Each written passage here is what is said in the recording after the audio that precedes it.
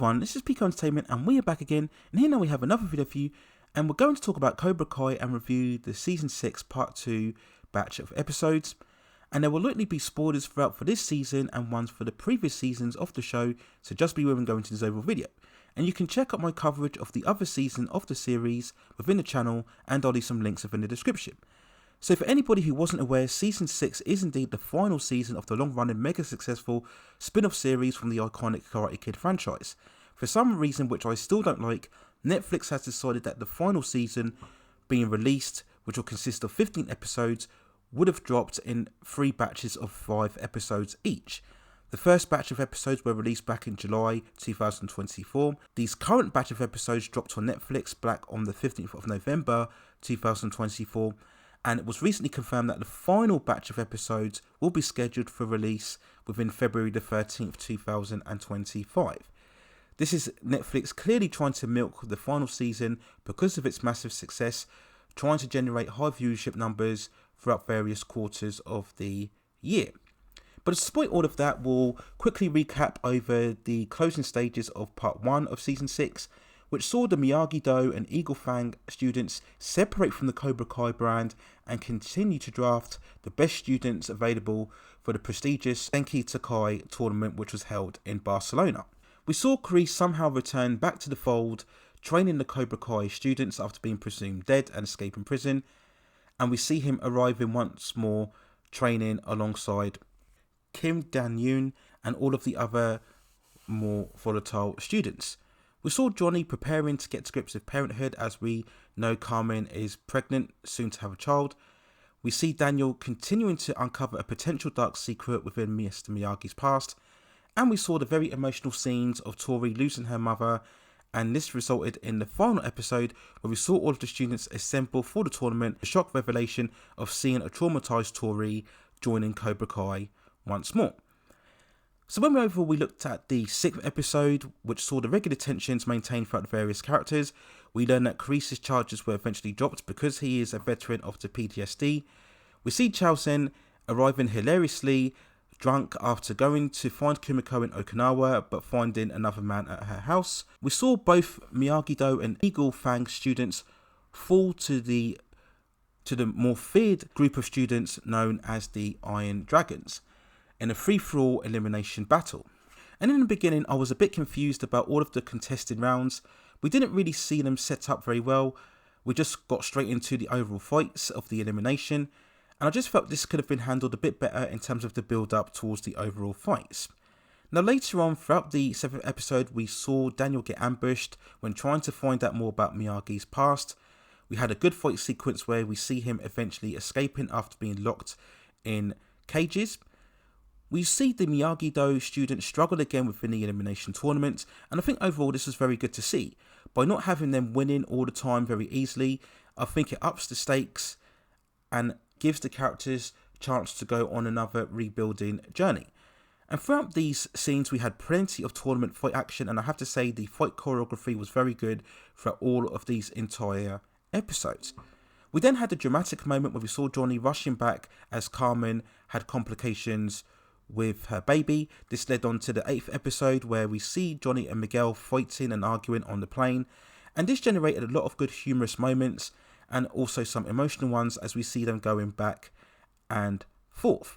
And again, this just highlighted, I believe, what is still to be one of the most strongest relationship dynamics throughout the entire series, which is between Johnny and Miguel.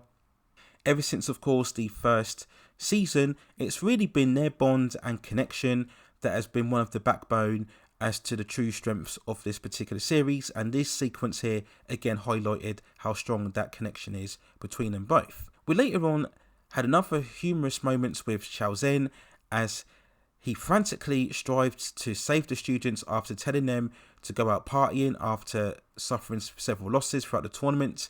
So he was going out to various clubs trying to get them all back. This resulted in a truly hilarious and very surprising run of events where we see him hooking up with Kim, who I have to say that very attractive, especially when she had her hair down. And again, it just adds, I think, one of the main elements as to what makes Chaozen such a great character overall. Yes, we could admit that he's perhaps being used a bit too much for comic relief, but I think he still brings a lot of seriousness and gravitas when required, and of course that helps being that he was one of the main, or if the main antagonists from the second movie. So that was great to see the dynamic between them both on the screen. Now, I wasn't as interested with seeing Sam befriend the main student of the Iron Dragon, known as Axel. Again, there's been very little development in terms of this character other than seeing him being pushed all the way by his sensei. So no real appeal to here. And again, I think this was just a storyline to give Sam something to do. Not as interested by seeing the return of Kenny and his reinstatement within the tournament following Miguel's absence and going to see Carmen, which really didn't make sense given the fact that for the most part I think Kenny's story was done. There was no real reason to bring him back, especially given the fact that both Miguel and Johnny, after seeing Carmen was okay, were almost sent back immediately. We of course had that one hugely heart in your mouth moment where they arrive at the hospital and they see all the blood on Carmen's bed, giving the impression that something bad has happened to the baby or Carmen, but thankfully that wasn't the case. I did enjoy the Rocky 2 reference when Carmen tells Johnny to win. If you've seen that film, you know exactly what I'm talking about there. Fantastic. And I think that's always been another great feature of Cobra Kai, is the constant references to all of the classic movies from the 80s. Again, that's where the heart of this series truly lies. We then had another surprising element where we see Robbie hooking up with one of the main students of the Iron Dragons, Sarah. This is after he was getting drunk and thinking that Tori had hooked up with Quan. And then we see Tori looking on. I don't think there was much here to build on because Tori had already called things off with Robbie before. As we always know, there's always been a shift in terms of the romantic relationships between Miguel, Sam, Robbie and Tori. So I'm pretty much sure we'll see Tori and Robbie get back together at some particular stage. We then get what was one of the best reveals of this batch of episodes, where we find out who the real culprit is behind the kidnapping of Daniel. Throughout the early stages, it got us all thinking that it was indeed Kreese, but to all our surprise, we find out that it wasn't indeed Terry Silver, back in the pool with the cigar, as per his appearance from Karate Kid Part 3. Yes, it was a bit silly having him there at the time in the same pose, but I don't care. I think it was great to see him back. I've always commented within both Season 4 and Season 5 how Thomas Ian Griffith has been brilliant in this role, still carrying all of the energy and the slight charisma from the character as once before, and I think it's great to see him back. And I think also this was good in shaking up the dynamics, because whilst Kreese has been a very good villain overall, I don't think he was quite strong enough to sustain being the main antagonist throughout the whole of the 15 episodes. So having Silver back just again keeps the dynamics appearing very nicely. And when we moved on to the 9th episode, we did get a flashback seeing exactly how Terry Silver beat his own prison conviction. If you remember, this was of course for him assaulting Stingray, where initially he tried to pin it on Kreese, but they found the evidence, finding out that it was indeed Silver was the culprit. And I do think this was necessary just to give some context. We ultimately find out that Stingray isn't the most reliable character witness when it comes to trials, and that makes sense in terms of that character. And we got this further revelation where we see Terry Silver teaming up with the Iron Dragon Sensei, who at this time was a UFC fighter, and we see how they build up their relationship, and they struck a deal very similar to what we saw between Silver and Daniel Barnes back in Karate Kid Part 3, where if the Sensei ends up winning the tournament, he'll get to own 50% of the Cobra Kai franchise. So we later on saw more major fights within the tournament. The reinstatement of Kenny proves to create fractions within the team due to his previous closeness and mentorship with Silver, but Kenny ultimately proves to be loyal to Miyagi Do. The fight choreography throughout these sequences was great. I did appreciate that they were trying to mix up the challenges within the tournament, having them almost take part in obstacle course type of combat. This was just to give variance to the overall face-offs and fights between the team. And we had a great final fight between Robbie and Quan, which saw the Cobra Kai team get eliminated.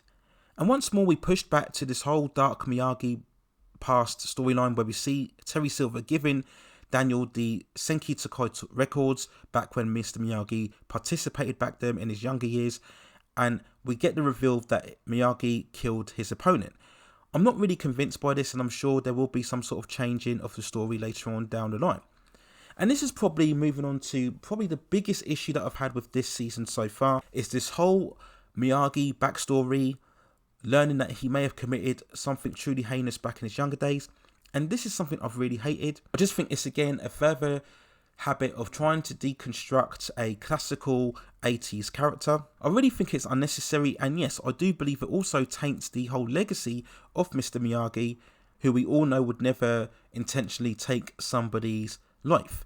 We did get that dream sequence that Daniel was having where we saw a young Miyagi facing off against him in a tournament, and I did not like the CGI rendition of the iconic Pat Morita's face, who of course played Mr Miyagi. This was really unnecessary. It doesn't really add anything. I fully understand that we were going to get some reference towards Miyagi at the end of this season, but at this stage it really feels like they're trying to set up something further down the line, whether it be a spin-off series that's been rumoured to concentrate on Miyagi in his younger days, or indeed linking to the upcoming The Karate Kid movie, which will see Jackie Chan retaining his role from that story alongside the inclusion of Daniel LaRusso as well. So I just don't like this whole Miyagi storyline, and I really hope it will end up being a case of that Miyagi didn't really kill somebody in a tournament, but more that he was covering for somebody else in order to protect them.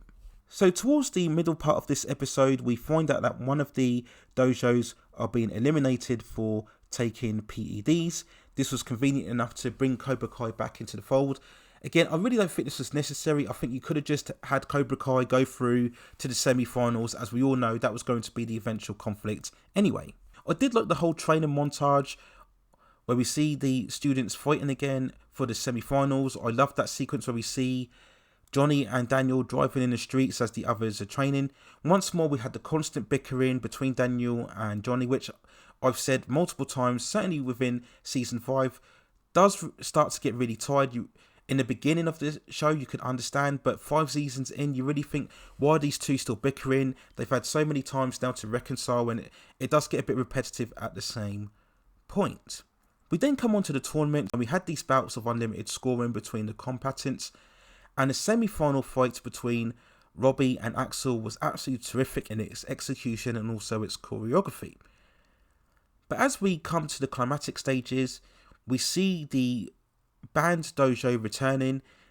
They strike down the tournament host, and then all of a sudden all hell breaks loose as all of the tournament combatants throw together for a massive free-for-all brawl, resulting in some epic action as we see all of the individual characters conflicting against one another. This is really, again, another attempt by the series to try and top that epic conclusion that what we saw within the second season where we had the school brawl. We've seen this certainly within the season 3 and season 4 finale, how they've tried to equal the impact of that. They've come close at times, but I don't think they've matched it. And whilst this was certainly spectacular, I do feel it went on for too long. The overall battle must go on for at least 10 to 13 minutes. There were times when you couldn't exactly make out who was fighting who. Whilst watching this, I also did feel, how exactly are they going to top this for the final episodes? And you do also ask the question as to where all the security were, and this is something that you have to deal with when watching this show, is that there has to be a true suspension of disbelief. The show has struggled to stay close to its nostalgic 80s roots whilst also functioning within a modern day contemporary setting, and at times the elements don't mix. In the past, you could have these big fights in all of these public places and nothing would happen, but of course in this current time where everyone's actions are being filmed on a mobile phone, there's just no way you could have all of these fights without any consequence. All of the tournament fighters were brawling away and there was no police involved, there was no security involved, it was all being filmed on TV. So again, that does underline some credibility issues with the story. But we then head to the climatic fights where we see Silver and Kreese battling together. Kreese loses the knife that he held onto from his days in Vietnam that he was going to use to stab Silver. And then we see that Quan picks up the knife after all of the fighting and he goes to fight with Axel, but then he ends up falling down on a knife, stabbing himself in the chest and overall killing him. And yes, it was quite a shocking moment at the time, especially when Daniel flips him over and we see the blood pouring. But on the other hand, I do think that having Quan stab himself wasn't quite the impactful moment they wanted it to be. Yes, he's been a consistent character throughout this season, but he still doesn't have the same development as all of the established characters. And I think if they wanted to go all the way with a truly shocking moment, then it really should have happened to one of the more established characters. Now, the reason they didn't do this is because if you killed off one of the main characters, such as Eugene, Hawk, Tori, or Robbie or Sam, it would just leave the story in such a down point that you couldn't really recover from. I would even say that having Kwon meet his demise really just raised the question as to how exactly they can continue with the tournament, especially as it was televised and especially how somebody has died. Again, we go back to those issues in terms of having all of the romantic fantasy and then trying to still keep it grounded in reality. So it will be interesting to see how exactly the fallout was over this particular incident. But overall, when I look at this second batch of episodes, I do feel it was superior to part 1. I think there's been much more epic action and momentum, much more interesting character stakes. Minus the 6th episode, I think overall we've had a lot more focus in terms of the main characters overall. And overall it proved to be supremely entertaining, as always with Cobra Kai. And yes, the cliffhanger certainly leaves enough investment to hang around and be interested to see what happens within the final batch of episodes when they arrive overall in February. Those are my thoughts and feelings and review of the second part 2 of the final 6th season of Cobra Kai. Let me know what you think in the comments below.